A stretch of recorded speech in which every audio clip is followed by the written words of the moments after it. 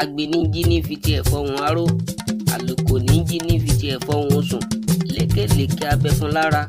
Yorùbá Student Council of Nigeria tún gbọ́nà ara yọ ìpèsájọyọ̀ àṣà tó ṣe kókó gẹ́gẹ́ bí òpómúléró ìṣọ̀kan ilẹ̀kílẹ̀.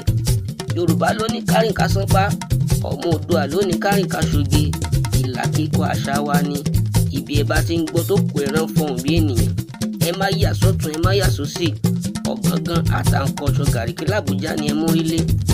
Lọ́jọ́ 25 oṣù November nìkan ó gbé nǹkan ránu, ewì ó máa po irán níṣẹ́ tó nílò sọ̀kọ̀ǹgọ́ sílù, pèlérí àtàṣà ìbílẹ̀ lóríṣiríṣi, ìdánilẹ́kọ̀ọ́ oníyebíye ò gbẹ́yìn lẹ́nu àwọn èèyàn pàtàkì tó ń ṣojú ìran Yorùbá lágbàáyé. Ìran yìí ò ní táfojúbà lọ́jọ́ náà. Fún ìbáṣepọ̀ kó lè dùn kí gbọ́ngbọ́n tún lè kàn sí, ẹ lè kàn sóǹkà ẹ̀rọ wọ̀nyí. Oòduà gbè wá o.